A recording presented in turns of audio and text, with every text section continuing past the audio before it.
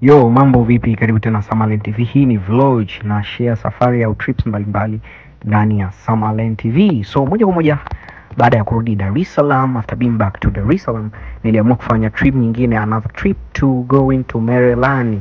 Merelani was very good kwa sababu ni sehemu ambayo it was very nice. Nilikuwa nimejiandaa vizuri, nimepaki kila kitu kwa sababu najua kuna mapori, kuna vitu vingi ambavyo kidogo lazima uwe umejiandaa. So nikawa nimekaa vizuri, nimejiandaa kila kitu, na hapa nilikuwa on the way kwenda stendi. So moja kwa moja nilipofika stendi, nilipanda gari kwa sababu kuna njia za aina mbili. Kuna njia moja inaelekea Kia na njia nyingine inaelekea Mbuguni. So nilichukua gari ya Mbuguni kwa sababu ndio njia ambayo ilikuwa ina watu wengi. So nikaamua kuchukua hii.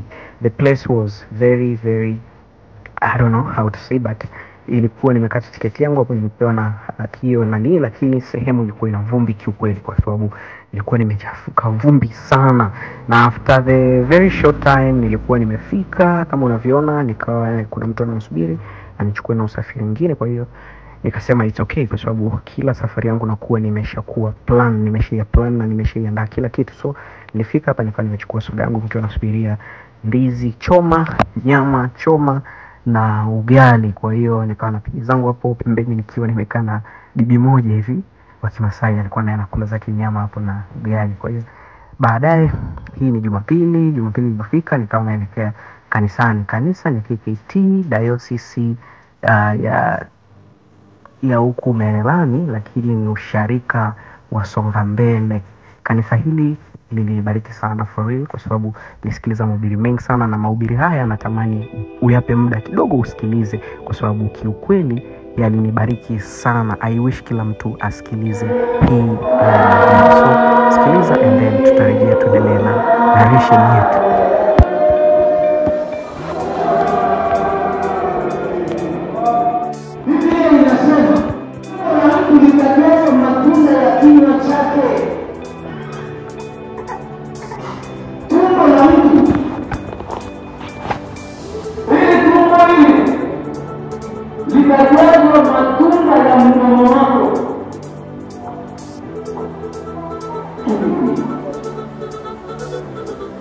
Angalia tu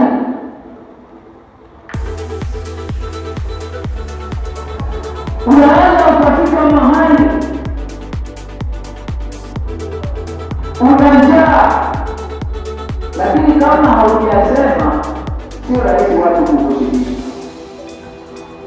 Una shida ili katiba shida na watu ili upate msaada, unategemea ulimi wako, na hata kwenye kuomba msaada kwa watu unategemea ili upate mafanikio. Huwezi kufika pale dukani kwa mmoja mwambie mmoja kweli bali tunajaa, unalipa usama au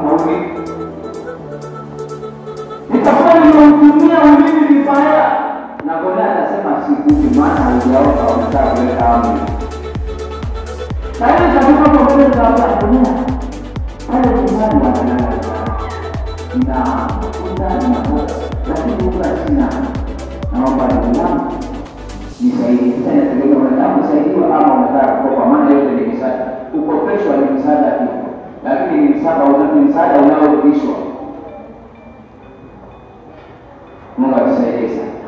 Hali inategemea unamtumiaje mwili wako, maana Biblia inasema tumbo la mtu litashiba matunda ya mdomo wa huyo mtu.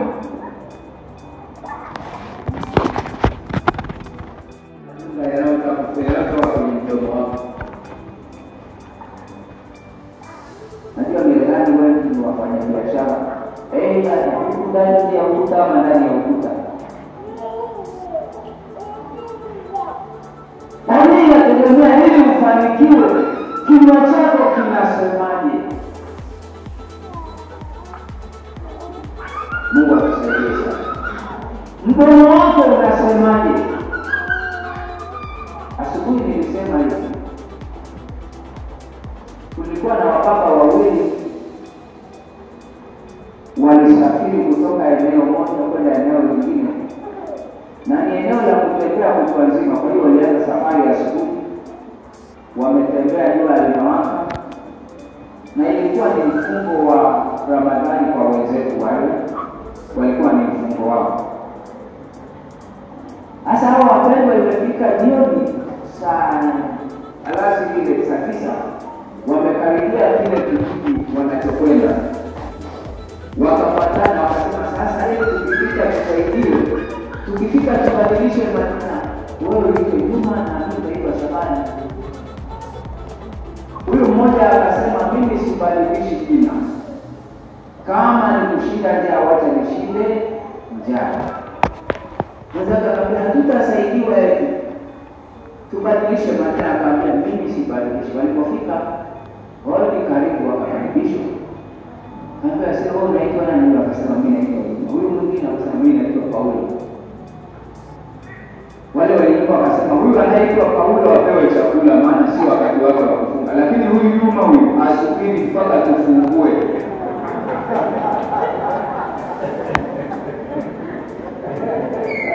Asubiri pale ambapo mume anakuja kila wakati ni lawama tu. Pengine akija umefika natakana chumvi haijakolea, ili mbona wewe ni mzembe sana, unapika kula. Akija na maneno haya, siku nyingine inawezekana panapikwa chakula, kwa sababu unaona ni kibaya, utashiba maneno ya mdomo wako, unashibishwa na njaa. Si chakula ni vibaya, kaa na njaa, usile chakula vibaya.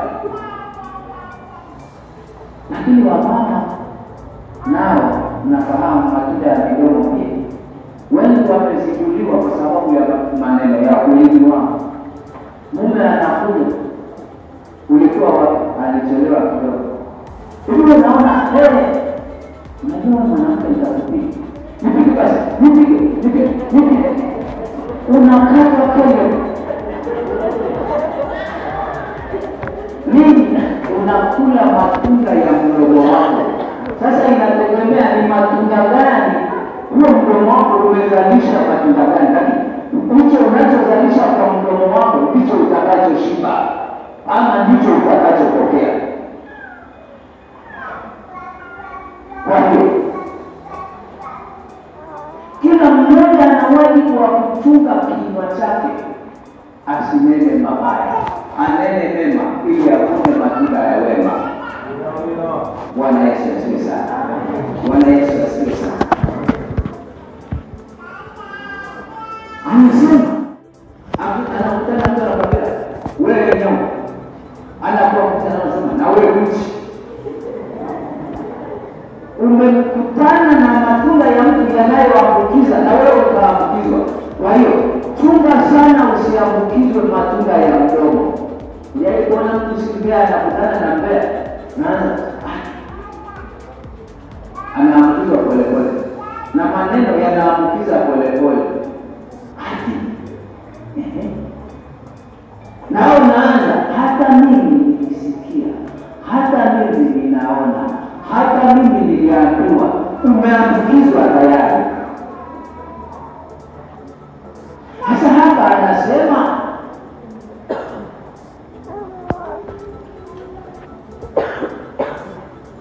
atashiba mazao ya midomo yake.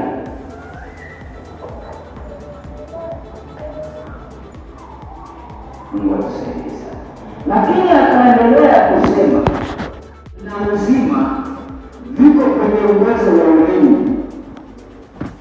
Kile unachokisema wewe ndicho kinachotokea, maana Biblia inasema kwa kinywa mtu huumba. Sasa asubuhi sema, unajua kuna watu walipopita kwenye changamoto akasema, mimi nahama Mererani. Sitakaa Mererani, sitaki kukaa Mererani. Na anapanga mji anaokwenda. Na kama hajapanga ile amesema anahama Mererani, maana yake kwenye ulimwengu wa roho ni mzururaji huko alikokwenda pasipojulikana. Mungu atusaidie sana. Lakini kama umepanga kwamba mimi nahama Mererani, na ukauliza unahamia wapi? Naenda nahamia Mwanza. Kwenye ulimwengu wa roho inaandika wewe hauko tena Mererani, umehama. Moja nitakwambia madhara ya hayo maneno. ama matokeo, maana nazungumza kitu ambacho nimeona. Wewe unajikuta gerezani unataabika, unaangalia haoni mafanikio, maana ilishaandikwa kwamba huyu mafanikio yake alishahama gerezani. Ngoja nikuambie hivi, labda unaishi gerezani alafu umepangiwa pale kazi labda kule Singida, ndiko kazi yako ilipo. Wanaokutafuta wanakutafutia wapi? Manager anakutafutia wapi? Sio kama manager. Manager atakutafutia wapi? Singida. Na ukimwambia mimi niko nilala kwa mbele, tulishapanga wewe ni wa Singida. Alafu alishasema mimi sitakani leo. Alafu anaelewa. Shuhudia hiyo ndio itakalo. Maana kila kwenye ulimwengu anaelewa. Inaonekana huyu alishaka na kuolewa. Amekubali hapa apate shida, maana alipaswa asiwe na mume lakini ameolewa. Hata kama ana yanielewa, ndio usinielewe leo.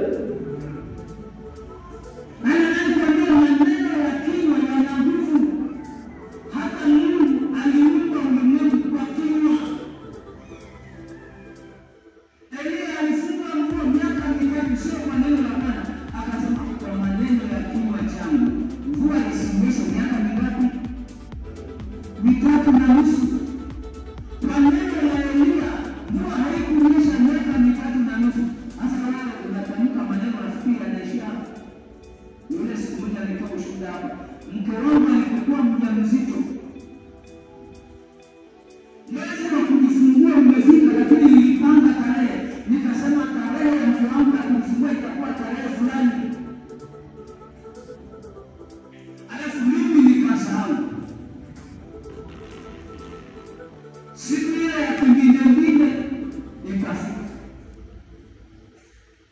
Amekaa hospitalini alifungua. Na mgeni bwana mshaka simate na ushuhuda. Lakini akumbuka ilikuwa ni Jumapili siku hiyo. Maneno ya kinywa niliyoyatamka yamemsababisha asijifungue kwa wakati ambao Bwana anakusudia. Nilipofika jioni saa 9 hivi nikatumwa, saa 8 nilikwenda saa 9 nikatumwa. Nenda kalete drip inaitwa nini? Chai ya rangi. Atundwe. Nilipofika njiani sauti ikaniambia, mke wako amefikia mahali pa kujifungua, lakini umemfunga kwa tarehe ya kwako, lakini ya kwangu mimi Mungu imeshafika, na heshimu ile uliyosema. Mtu wa Mungu unaweza ukapita kwenye mateso ama ukamtesa mtu mwingine kwa maneno yako.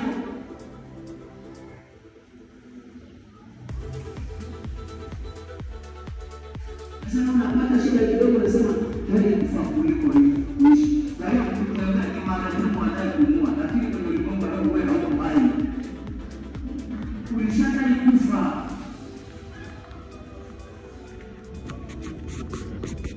Unajua bwana marehemu mwenye amani. Mbona unaongea sasa huna amani kwa nini? Marehemu hawako na amani. Kila kitu hakieni kwa sababu marehemu hafanyi kazi. Kwa hiyo ukifanya kazi lazima uzalishe tena, maana marehemu anazalisha kama. Sasa ile sauti ikaniambia, mke wako umemfunga kwa tarehe. Sikwenda kuchemsha tena ile drip. Nikarudi nikaingia kwenye chumba pale hospitalini, nikaambia daktari kusubiri. Nikaambia Mungu, mimi naondoa tarehe niliyoipanga, ya kwangu nilipanga kwa upako wangu, lakini naondoa ya kwangu ya kwako ikili. Tani kwa kweli nimetoka nje nasikia mkatoto kaangalia ndani na hajachelewa kulia, maana kanafungulia.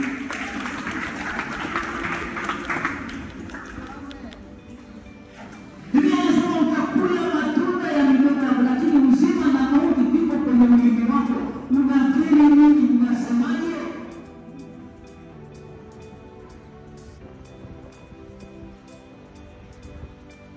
Wengine hatujaelewa mambo yanayoendelea kwenye ulimwengu wa roho. Wengine mambo ni sawa, lakini kuna mchakato kwenye ulimwengu wa roho, na ulimwengu wa roho unaendeshwa kwa maneno.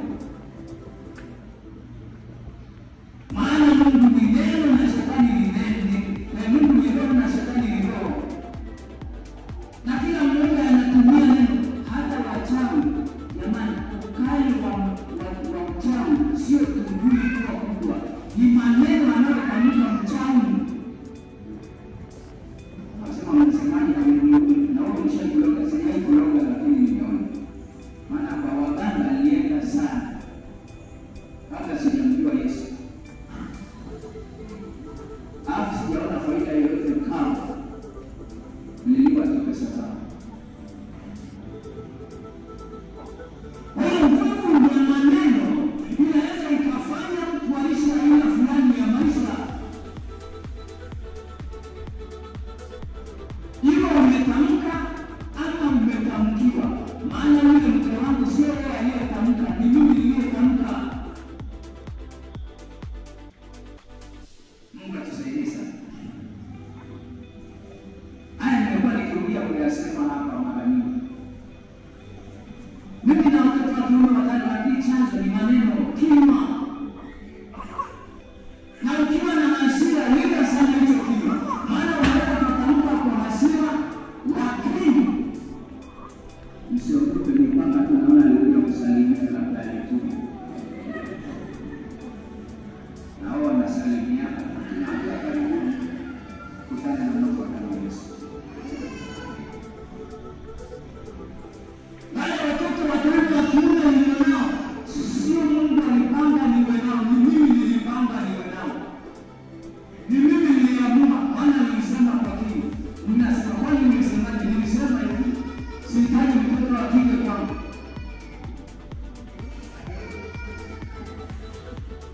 Lakini chanzo ni hasira.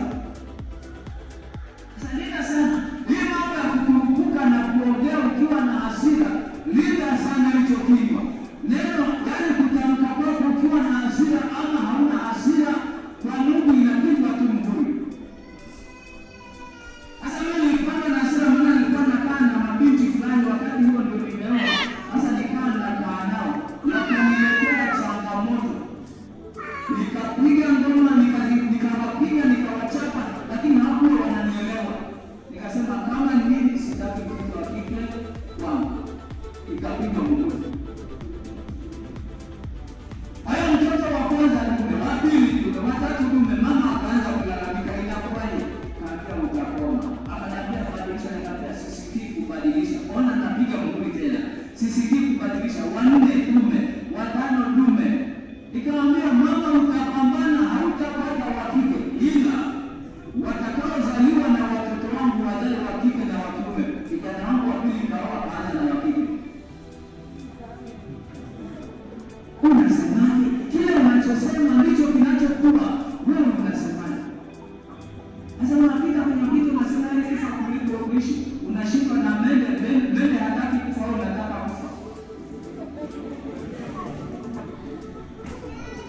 Nenda ukigusa bakuli ama kiwezi kwenye kabati, nenda wanasema wanaingia kwenye uchochoro, wanajua mauti kwa unafikiri kufa. Utakufa acha ujinga.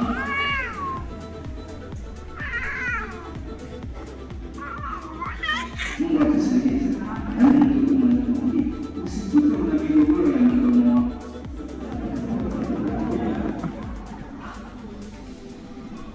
Ninasema hatua majirani hawataki kukusikia nini? Maana ukipita tu anasema wiki hii hata sio salama.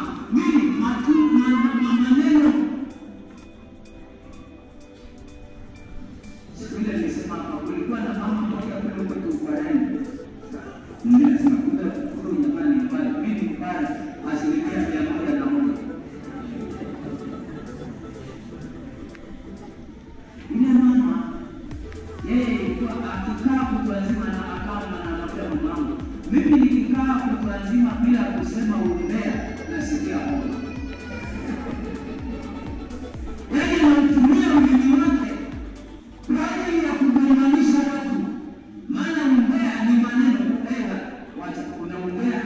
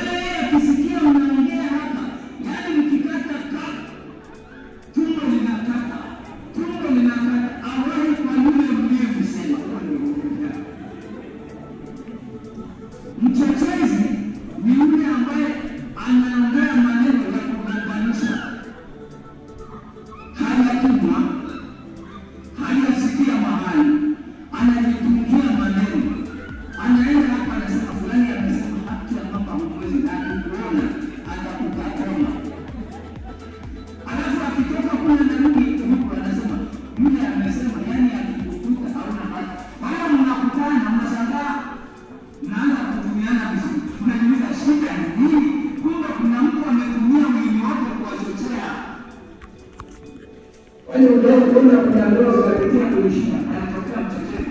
Anasema mume wako nilimkuta mkuyuni. Anafika kwa mke anamwambia kwa nini? Anaenda mke wako nimemkuta tunda. Alikuwa amesimama hivi. Kwa hiyo nashangaa huyu kila mmoja akija, kila mmoja mama amekuna kama vile unataka mnyama kama ngere. Unataka mnyama kama nikatoka, lakini anatishia mpaka simba. Unakuta mama amekuna, amevimba, ameenea kwenye kiti, macho yanaona saba. Kuna mtu alitumia ulimi wake kuingiza shida. Baba naye kwa sababu alishachochewa huko akila.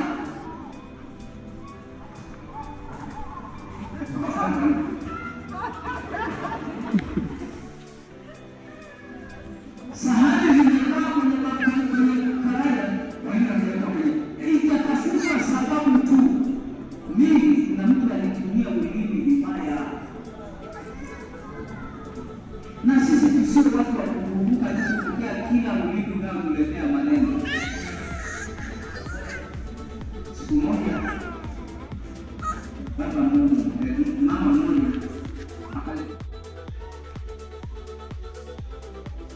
aliposema yule aliposema yale maneno, mwisho yule akamwambia yule mwenzake, nilikutuma kwa kulinda mume wako, achana na mume wako. Akazimisha maneno kwa maneno.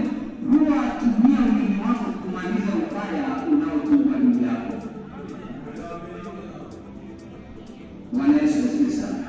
Kwa nini usipokuwa makini utashika matunda ya huo mkono wa mtu, ama utashika matunda ya mkono wako? Ngoja nimalizie. Bwana Yesu asifiwe. So after all, I think kiukweli umejifunza mengi sana kupitia mahubiri hayo, na baada ya hapo siku ikawa imeisha vizuri sana nikiwa nimebarikiwa na nikawa nimejifunza mengi sana. I hope hata wewe nilijipanga nishare mahubiri hayo na wewe na nimefanikisha hayo. Sasa kesho yake ilikuwa morning sana, nikaja hapa kupata supu ya kongoro. For the first time nilikuwa sijui kongoro, kwa hiyo nikaletewa, ndo nikagundua kumbe nilikuwa najua, lakini by the way nilikuwa najua. Siku ikawa imeisha na usiku nikapata a very good dinner. Nikapata tambi, samaki. Kwa hiyo ilikuwa ni dinner fulani nzuri sana cause sina meza, kwa hiyo niliweka sehemu hiyo hapo, na the day was very great. Nikiwa na television pale, lakini television I'm not sio mpenzi sana, siangaliagi kiukweli television, siangaliagi kabisa. So my session was very nice for me. Tomorrow morning saa 11 nikawa nimeenda kuombewa kwa mchungaji, kwa sababu mchungaji alikuwa na ratiba, watu wengi sana huwa wanamsubiria. Kwa hiyo na mimi nikawa kwenye foleni hapo saa 11 hii ya asubuhi. Kama unavyojua, Mungu ndio kila kitu kwenye kila jambo tunalofanya, na kila jambo ambalo tunaliendeleza, kama tunavyojua, Mungu ndiye anayetusaidia. Kwa hiyo nikakaa hapo for that time hadi mpaka karibia kukucha kuanzia saa 11, na baadaye mchungaji akaniambia niingie. Nikaingia, lakini sikufanikiwa. Nikaomba kidogo na baadaye nikaambiwa pia nirudi tena. Nikarudi na the day was very good. Hii ni kesho yake tena. Kama unavyoona, nikaja hapa nikachukua ndizi zangu, kongoro na supu, nikamaliza, nikaanza kuwa on the way kama ilivyo. Nilishangaa kuona kondoo wanaongoza na wenyewe bila kuwa na mchungaji.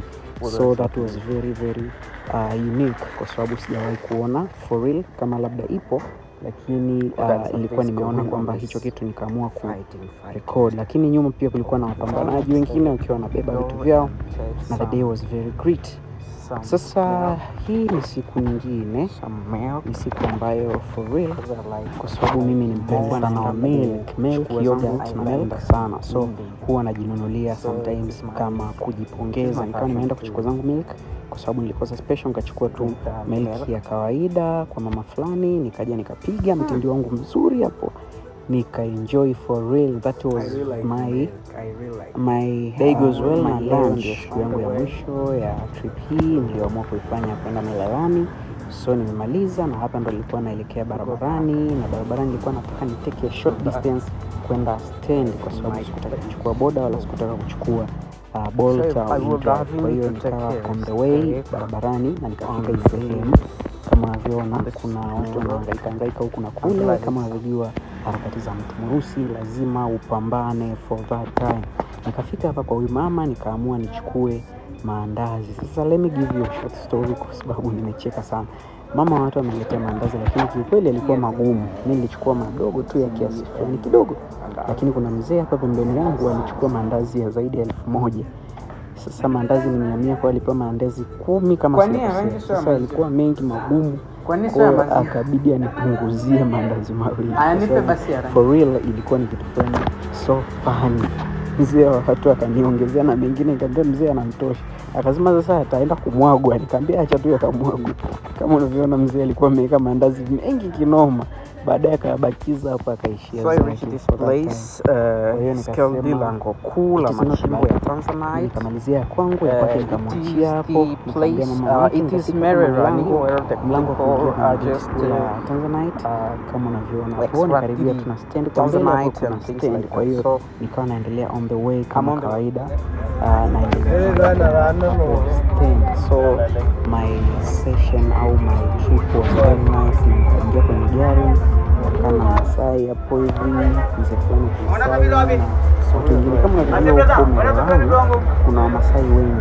Kwa hiyo tukifika ile time city of Arusha, Babati Karol kutoka wapi?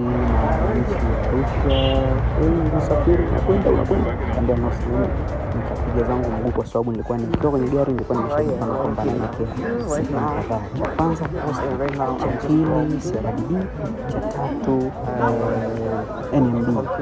Kote huko nilikuwa na process zangu za kufanya. Kwa hiyo nikawa nimeenda posta, nilipotoka posta nikawa naenda kulipia malipo ya posta. Kama unavyoona hapo ndio nilikuwa nimefika posta ya Arusha, na agizaga sana bidhaa zangu nchi za nje, Dubai, kwa hiyo zinafika kupitia posta. Kwa hiyo nikaingia posta pale kuchukua vitu vyangu, na nilipofika pale nikiwa nimeenda kulipia, ikabidi nipitie benki kidogo ya CRDB. Hapo palikuwa posta ndo nilikuwa dirishani, na control number nikalipia, nikasaini taratibu zangu zote, mabarua manini, nikaambiwa nikalipie pesa. Kwa nikaingia ATM kwanza CRDB, nikitoka hapo nikaingia CRDB, lakini huduma nilizipata kwa nje kwa sababu haruhusiwi kuingia na silaha, na mimi nilikuwa na kidogo sijatimiza hizo taratibu. Kwa hiyo nikasema it's okay, ngoja nifanye huduma kwa nje. Nilipotoka pale nikaingia NMB nikachukua tiketi, lakini sikutaka kupoteza for the long time kwa sababu as I know myself, kwa sababu kuna process nyingi sana hapa. Nikapewa mafomu ya kujaza mengi sana kwa sababu nilikuwa nimeshaamua tu nifanye hii huduma kwa siku hii ya leo nimalize. Sasa baada ya hapo nikaja nikaingia hapo nikaamua nitake short walk. So nilitake short walk Clock Tower, nikaamua Palace, nikatake short record for that time. Na my session now, my trip was very very well I think, and thank you guys for being with me in this trip.